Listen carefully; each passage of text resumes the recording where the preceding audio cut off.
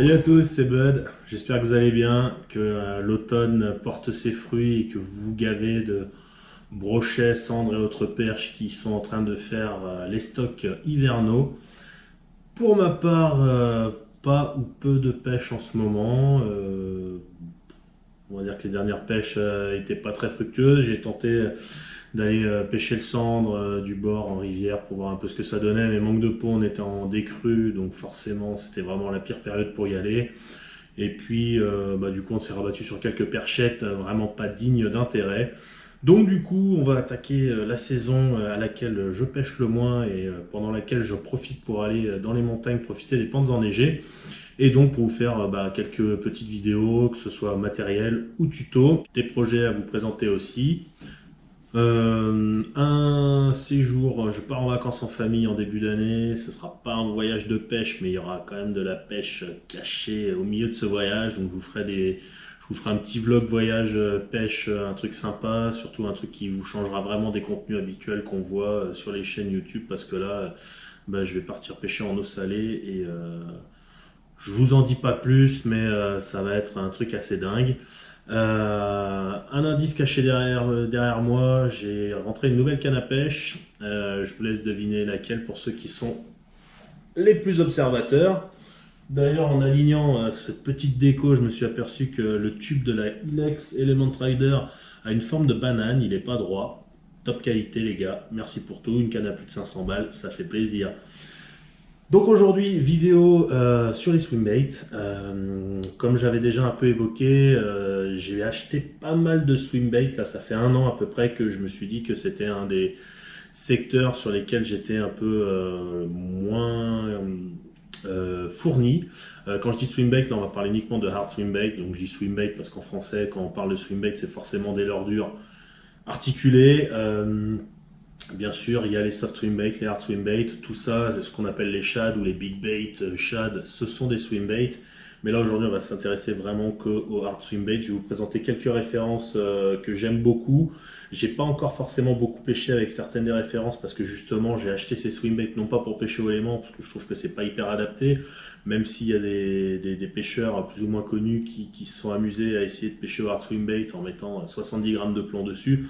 Moi, j'estime que c'est pas fait pour, c'est pas le mieux adapté. Je dis pas que j'essaierai jamais, mais voilà, c'est pas le top du top. Donc du coup, c'est des leurres que j'ai acheté principalement pour les postes que je pêche habituellement de l'automne au printemps, donc principalement sur la région lyonnaise. Donc c'est des leurres que j'ai déjà commencé à utiliser et que je vais continuer d'utiliser au fil de mes sessions hivernales et printanières.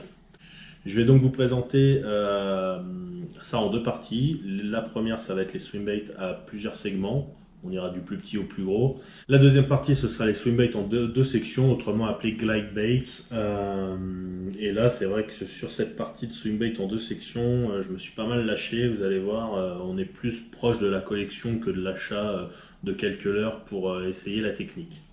Donc sur tout ce qui est swimbait multisection, en fait, c'est les premiers swimbaits que j'ai vraiment achetés. J'utilise principalement les swimbaits de la gamme Biwa. Le premier swimbait que je me suis acheté, c'était il y a très longtemps. C'était un Seven.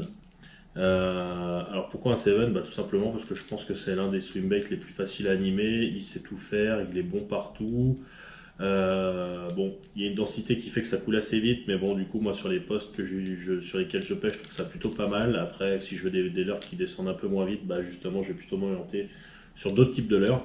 Mais le Seven, c'est vrai que c'est un leurre que j'ai toujours beaucoup aimé. Après, c'est hyper fragile, c'est un leurre biwa, donc la peinture part en plaque. Je pense que ça, la plupart des pêcheurs maintenant le savent. Ça coûte très cher. Pour ce que c'est en tout cas, pour la fragilité que ça représente. D'ailleurs, on voit que la qualité est quand même assez moyenne. Ça, c'est un leurre qui a très peu vu l'eau pour l'instant et il a déjà perdu un œil. Donc voilà, donc j'aime bien le Seven que je complète avec le S30 parce que justement, vous voyez, deux profils très différents, un profil plus fin, un profil plus haut. Donc des fois ça peut vraiment faire la différence sur les poissons. Et j'ai aussi le Swim Pike qui est vraiment là aussi un profil plus fin mais qui au-delà de la différence de profil lui a une utilité vraiment différente des autres C'est-à-dire que ça, c'est vraiment un swimbait qui est fait pour le, je dirais, le power fishing, pour la prospection, parce que beaucoup lui reprochent de nager comme une chaussette à basse vitesse, mais c'est pas pour ça qu'il a été fait, justement. Celui-là, il a été fait pour nager assez vite et justement, je dirais plutôt déclencher des touches de réaction.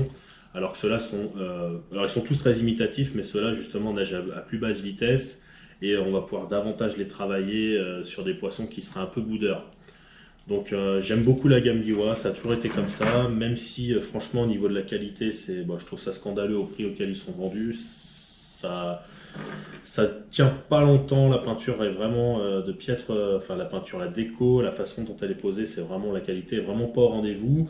Après, voilà, donc vous voyez quand je vous parle de peinture qui part en plaque, ça donne ce genre de petit éclat. Bon, celui-là c'est un modèle old school, hein, c'est vraiment les premiers Seven qu'on différencie avec les nouveaux Seven parce que les yeux sont différents.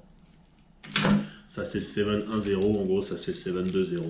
Donc voilà, c'est vraiment un super leurre, mais cher et fragile. Après ce qui est pas mal, c'est soit de le chercher en occasion, moi j'en ai certains que j'ai acheté d'occasion, soit de chercher bien sur internet et de trouver des promos. Moi j'ai certains leurres que j'ai acheté à moins 40%. Celui-ci par exemple j'ai eu à moins 40%, ça fait une vingtaine d'euros. Cela pareil, moins 40%. Donc si vous cherchez bien, il y a moyen de trouver des promos et donc de faire des bonnes affaires. Donc j'utilise pas que du Seven en swimbait à multijonction. Par exemple, j'ai le Jackall Gantarelle qui est commercialisé en France sous la marque Ilex. Il faut savoir qu'Ilex développe très peu de leurres dures. La plupart des leurres dures Ilex sont en fait des leurres Jackall qui sont sur lesquels on met des coloris européens ou pas toujours. Ça c'est un coloris qui me semble qui existe chez Jackall. Et en fait, c'est simplement que il est rebadgé parce qu'Ilex a la distribution de ses leurres et a décidé enfin, le groupe Sensas a la distribution des leurres et a décidé de les commercialiser sous une de ses marques, la marque Ilex. J'utilise également un grand classique. Alors là, c'est pareil, c'est le 2.0, mais c'est le foreplay de chez Savage Gear, donc qui existe depuis très longtemps. Les premiers big bait que je me suis acheté il y a plus de 10 ans, c'était des foreplays en 19 cm. Et en fait, c'est marrant parce que c'est un super leurre, mais j'ai jamais aimé la tête des anciens foreplay. C'est un leurre avec lequel j'ai pas énormément pêché, même si j'ai fait des poissons assez sympas avec. D'élite sale gueule, je l'ai assez peu utilisé, mais le foreplay reste déjà un super rapport qualité-prix, puis c'est vraiment un leurre qui prend du fiche. J'utilise aussi certains leurres un peu plus rares entre guillemets sur le marché français. Là, c'est une truite de chez Lucky Craft, les California Reel de mémoire. Celle-là fait 20 cm, ça nage très bien, ça se lance bien. Je l'ai pas payé cher, je crois que je l'ai fait venir, je l'ai eu aux US, j'ai dû la payer 15 ou 20 dollars. Donc pour un leurre de cette taille-là, une centaine de grammes, la qualité du leurre, je trouve que c'est assez raisonnable et celle-là pour le coup, elle a déjà pris pas mal de broc. Et des leurres un peu plus old school, ça c'est un leurre de chez Strike Pro qu'on m'avait recommandé. Donc celui-là c'est marrant parce que justement il a un profil atypique, une nage qui se différencie des autres, il a une bavette. C'est un leurre qu'on m'avait recommandé et que j'ai pu avoir sur eBay. J'ai dû payer 20 euros les deux, donc c'était pas très cher. Et c'est vrai que quand il est dans l'eau, il a vraiment cette belle nage caractéristique en S, en drapeau, je dirais, des swimbaits qui ont justement plusieurs segments. Et enfin, dans la catégorie des leurres à plusieurs segments, vous le savez, j'aime beaucoup pêcher avec des gros leurres, donc je me suis fait plaisir. J'ai rentré celui dont beaucoup de monde parle. Vous voyez, celui-là, il est tout neuf. Il a encore ses 3 triples. Il n'a pas vu l'eau. C'est le Balam. Il fait 30 cm. Il est flottant. 168 grammes. Alors, par contre, ce qui est pas mal, c'est que dès que vous le mettez en action de nage, en fait, il descend sous la couche d'eau. Naturellement. Alors, c'est pas un leurre qui va plonger pour autant, mais c'est vrai qu'il descend suffisamment. Ça permet de pêcher des shallots avec vraiment un leurre qui déplace un très très gros volume. Il a une nage vraiment sympa. Après, c'est clair que c'est un leurre qui coûte la peau des yeux, surtout celui-là. Là, on est sur une édition un peu limitée, qui est une collaboration entre Madness et Evergreen. Donc Evergreen n'a rien fait à part mettre des coloris un peu sympas. Et je crois que du coup, le leurre en France a dû prendre 30 balles juste parce que c'est une couleur Evergreen. Voilà, donc moi j'ai pu profiter d'une bonne affaire. J'ai pas payé les 179 euros prix public français. J'ai pu avoir un tarif bien plus intéressant. Ensuite, on va donc passer à cette fameuse catégorie des glide baits, qui justement était une gamme de leurres qui m'avait toujours attiré, mais avec laquelle j'avais très peu pêché. En fait, j'ai beaucoup regardé de japonais les utiliser, j'ai vu la mode monter aux États-Unis sur l'utilisation de ce type de leurre. Et du coup, à force de m'y intéresser, de regarder, j'ai compris l'intérêt de ces leurres, le côté imitatif, le fait qu'on puisse avoir des animations très douces, comme des animations très très agressives. Et c'est ça qui m'a plu en fait, ce côté leurre tout-terrain qui justement permet d'avoir différents types de pêche avec le même leurre. J'ai donc commencé avec des leurres pas chères. Les Savage, donc là c'est le 3D Blick, qui est vraiment un super leurre, j'ai pu toucher une dizaine d'euros. Et là, c'est le Shine Glider, donc qui a un profil un peu gardon, rectangle. Et alors celui-là, il pue la mort. C'est un pneu brûlé le machin, mais par contre, il nage super bien. Et franchement, on doit toucher ça autour d'une quinzaine d'euros, ce qui pour un leurre de 18 cm est vraiment pas cher. La qualité est quand même relativement bonne. Moi, je trouve que, voilà, à part l'odeur de pneus en train de brûler sur un rond-point de gilet jaune, on peut pas lui reprocher grand-chose. Franchement, les queues apparemment ont l'air d'être collées, donc c'est peut-être un peu embêtant pour les remplacer, mais par contre le plastique est assez dur. Donc je pense que ça résiste assez bien aux dents des brocs. Ensuite j'ai rentré, alors je vous les présente sans les queues qui sont rangées comme ça dans les boîtes et que bon il n'y a pas un super gros intérêt à mettre la queue, mais voilà, en gros, la plupart des glide bait, vous pouvez glisser la queue comme ça. Après, il y en a certains qui vont avoir une vis ou une petite tige en métal, un pin qui est planté dans la queue pour pas qu'elle bouge. Ça, c'est le X-Buster, qui est vraiment un super leurre, justement, je vous disais, au niveau des animations différenciées. Il va être aussi bon sur du linéaire que sur du Twitch, vous pouvez le jerker. C'est vraiment un leurre qui est très sympa, il bouge de l'eau parce qu'il est compact et qu'il a quand même, vous voyez, voilà, il est quand même assez épais. Donc ça bouge pas mal d'eau et vous retrouvez la sonorité du Buster. Donc voilà, sur les brocs, c'est vraiment très efficace. Dans le même genre que ce X-Buster, j'ai rentré les ES Flat de chez Evergreen. Donc là par contre on est tout de suite dans une autre catégorie de tarifs, hein. Le X-Buster c'est pareil, ça doit être 15 ou 17 euros que j'ai dû le payer. Donc maison Evergreen, donc tout de suite on se dit oui ça pique, ouais ça pique, je crois que c'est genre une cinquantaine d'euros pour ces petits leurres. Par contre franchement c'est une tuerie, ils sont faciles à lancer parce qu'ils sont quand même assez denses. Ça nage hyper bien en linéaire, ça nage un truc de fou si vous commencez à le twitcher ou à le jerker, franchement vous avez l'impression de... Enfin, c'est vraiment des super leurres, pour le coup ils sont un peu plus discrets en termes de sonorité. Voilà, moi j'ai bien cherché, j'ai trouvé un mec qui les vendait d'occasion au Japon, j'ai payé 30 euros les deux, tout compris, 30 euros les deux, d'occasion, les trucs je les ai reçus, ils étaient comme neufs, il n'y avait pas une rayure. Donc voilà, sur des profils un peu hauts comme ça, j'ai rentré donc CES flat, et puis après, du coup, je me suis dit, ouais, j'en connais un autre qui a un profil assez haut comme ça et qui me plaît bien. Et donc j'ai commencé à déconner. Voilà, je me suis acheté ça l'année dernière au salon de Clermont, j'ai vu le coloris, j'ai fait mais ce truc là c'est juste une tuerie, il est trop beau. Bull shooter de chez Deps, prix public français dans les 90 balles. Donc là ça commence vraiment à cogner. Celui-là je l'ai acheté avec Gilles, on a acheté tous les deux le même, du coup on a pu négocier un petit tarif au magasin du salon. Et puis après, du coup, celui-là je l'aimais bien. Et puis après, il y a Fishtick qui avait fait une vidéo avec celui-là. Et puis Fishtick, il le trouvait un peu ridicule, un peu très cher pour ce que c'était. Je lui ai racheté d'occasion, hein, forcément. J'ai payé un tarif plus que raisonnable, pas loin de moitié prix. Et puis après, j'ai regardé les petites annonces au Japon. Puis j'ai trouvé un mec qui vendait un lot.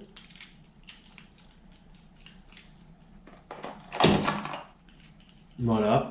Donc ouais j'ai craqué, mais à chaque fois c'est des coloris intéressants. Là c'est un coloris calico et nous on a un spot sur lequel on pêche, sur lequel il y a des gros calicots et on sait que les brocs en mangent beaucoup.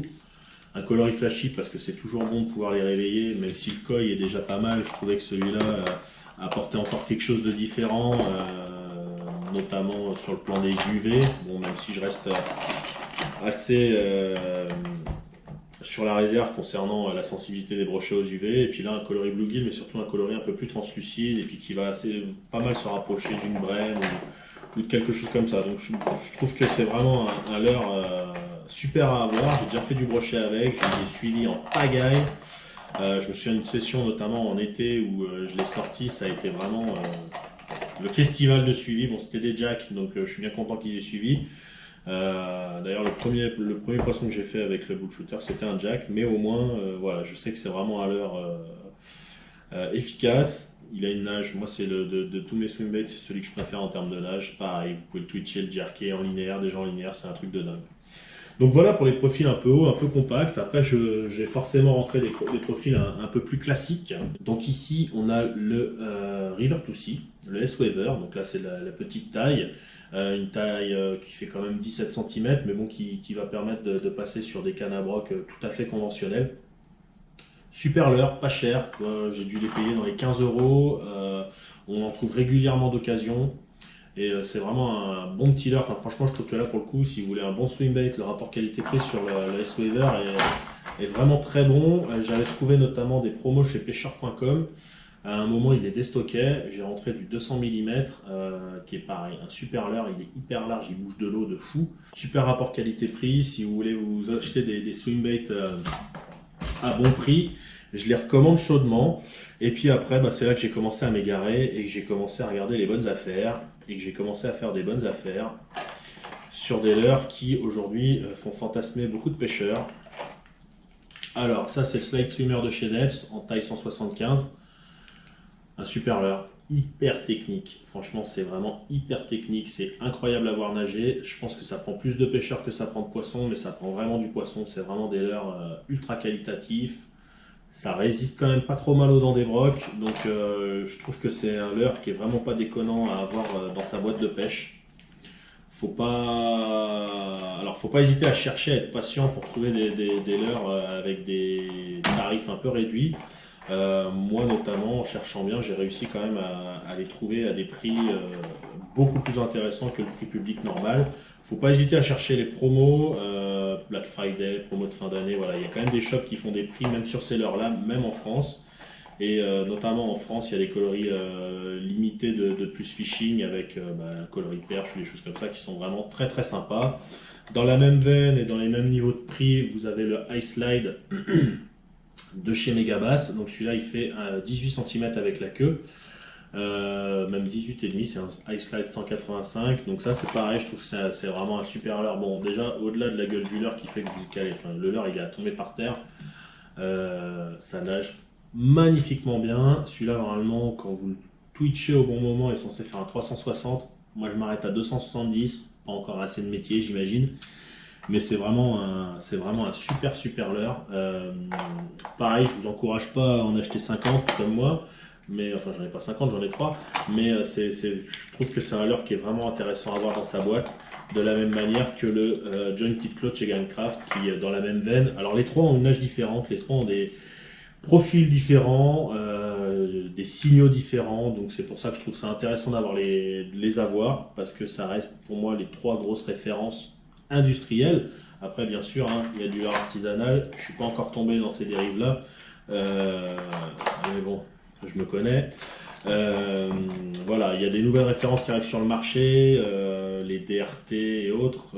Voilà, moi, ce qui me saoule un peu avec ce type de référence, c'est que pour l'instant, les Japonais les sortent un peu en mode capsule, là, des séries ultra limitées, ce qui fait que ça crée le buzz et tout, mais qu'en fait, il n'y a jamais moyen d'en avoir. Donc un DRT, techniquement, ça vaut 60 balles, et aujourd'hui, si vous en voulez un, il faudra débourser minimum 120 euros. Et en le faisant venir du pays du soleil levant, ou alors vous allez en trouver en France, mais là, je veux dire, c'est presque aussi compliqué que de se procurer un sweat de chez Suprême.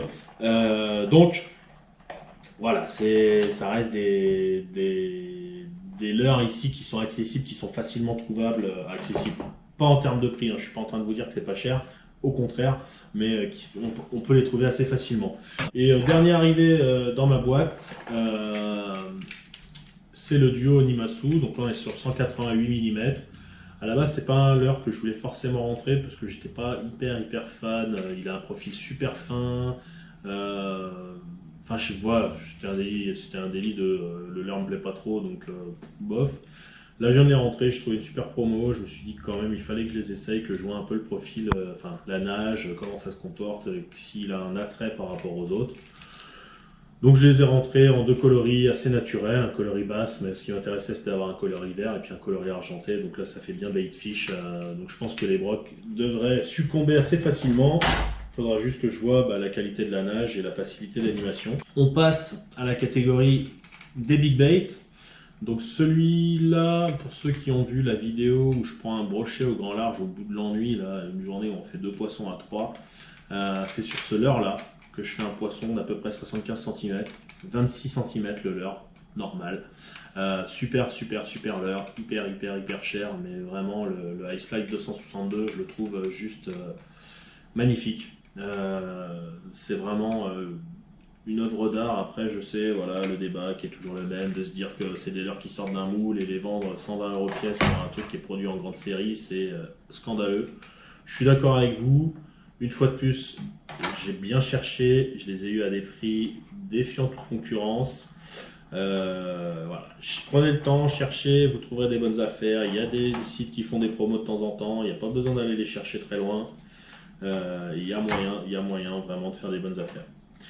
Du coup, vu que je suis tombé assez amoureux des leurres Depths, parce que Depths reste quand même une maison de référence quand il s'agit de parler de swimbait, j'ai rentré des Slide Swimmer 250, vraiment des super leurres. Une fois de plus, des leurres qui sont hyper techniques. Il y a un système à l'intérieur, il y a une espèce de bille qui est montée sur un ressort dans la tête en fait. Ce qui fait que quand le leurre est à l'arrêt, ça continue de bouger, ça continue d'envoyer des vibrations dans l'eau, ce qui rend le truc encore plus imitatif. Et ça, je suis persuadé que quand je vais trouver le bon moment, ça va être un carnage sur les brocs. Quand je dis bon moment, c'est le meilleur moment de l'année où l'utiliser. Du coup, j'ai aussi rentré un Joytite Claw Magnum. Bon, celui-là est tout neuf, il est arrivé il n'y a pas longtemps. Vous voyez, il y a encore le système, enfin le truc d'origine pour tenir les triples.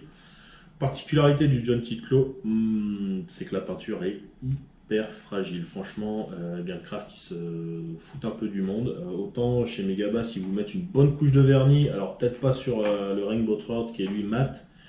Mais eux là, franchement, voilà, si vous regardez un peu les photos de mecs qui utilisent des Joytite Claw, vous verrez tout le temps un énorme arc d'usure fait par les tripes sur le leurre. Mais franchement, la peinture elle est vraiment hyper fragile, donc ça je trouve ça un peu abusé vu le tarif auquel ils sont vendus. Ils pourraient essayer de faire une obsolescence programmée un peu moins rapide. Et enfin, dans la catégorie des grosses techs, alors pour le coup on est sur une référence qui est beaucoup moins chère parce qu'on est chez Savage. 23 cm, Shine Glider 230, pour ceux qui ont vu les vidéos aux US, c'est un leurre que j'ai acheté quand j'étais en Californie en mars dernier. C'est un leurre qui est vraiment pas cher, j'ai payé moins de 25$, on va dire une grosse vingtaine d'euros. Là vous avez un gros steak, j'ai pris un coloris en plus américain qui est un coloris qui change vraiment de ce qu'on trouve chez nous. Je le trouve vraiment cool avec ses écailles en blanc comme ça, je pense que ça c'est pareil. Ça fait bien poisson malade dégueu, bref, un vrai bonbon pour les brocs. J'espère que je ne ferai pas du sealer avec. Particularité par contre, c'est que c'est un leurre à basse et du coup ils mettent des triples. Vous voyez la taille du leurre, la taille du triple, déjà moi je suis mort de rire. Hein. Le triple est moins large que le profil du leurre. Et puis ils sont forts de faire un truc de fou quoi. Enfin franchement j'ai pas prévu d'aller pêcher le thon quoi. Et là j'ai pas compris. Hein. J'ai pas compris pourquoi ils sont allés mettre ces triples là pour pêcher le bass. Je pense pas qu'il y ait besoin d'avoir quelque chose aussi fort de fer, même pour pêcher des gros basses. Voilà, je vous ai tout montré, je pense. J'espère que ça vous a plu, que ça vous aura peut-être fait découvrir quelques références et que ça vous inspirera aussi sur, pourquoi pas, la pêche au swimbait. N'hésitez pas à me poser des questions, à aussi me donner vos références, parce que j'en connais beaucoup, mais je connais pas tout. Et ça m'intéresse forcément, hein. Comme vous avez pu voir, je suis en plein dedans. Très prochainement, je vais retourner à la pêche et je vais donc les utiliser. Mais avant ça, je vais aller profiter de l'ouverture des stations avec mes enfants et me faire un petit plaisir sur les pistes enneigées et continuer de préparer les projets à venir pour la chaîne et aussi pour moi du coup, notamment en termes de voyage, de matériel et c'est déjà pas mal. Pour info, je balance l'info tout de suite, parce que mieux vaut trop tôt que trop tard. Je serai au salon de Clermont, pour ceux qui viennent tous les ans au mois de janvier. Ben, moi, normalement, je devrais arriver le vendredi. Alors, je sais pas exactement quand je vais arriver le vendredi. Par contre, samedi, dimanche, je serai là les 2 jours. Donc, n'hésitez pas à venir me voir, me saluer ou même discuter matos ou quoi au caisse. Ce sera toujours un plaisir de vous croiser et de discuter un petit moment avec vous. Voilà, bah écoutez, profitez bien de la pêche. Ça va commencer à cailler. Là, je pense que on arrive dans une période vraiment sympa, même si elle est un peu moins sympa pour le pêcheur. Et puis, je vous dis à très bientôt, promis. Là, ma période de dépression du mois de novembre est terminée. Je vais sortir de la vidéo. Je vais vous mettre bien pendant l'hiver, de quoi vous occuper. Des moulinets, des cannes à pêche. Là, j'ai rentré pas mal de trucs. Je vais vous présenter pas mal de choses. On va parler préparation de mon prochain voyage. Le matos, qui est justement un matos très spécifique. Donc, je pense qu'il va être pas mal nouveau pour pas mal de monde. Et c'est toujours intéressant, je pense, d'agrandir, d'élargir sa culture pêche, ce que j'essaye de faire en permanence, et puis de partager au maximum avec vous. Allez, je vous dis à très bientôt, et bonne pêche, ciao.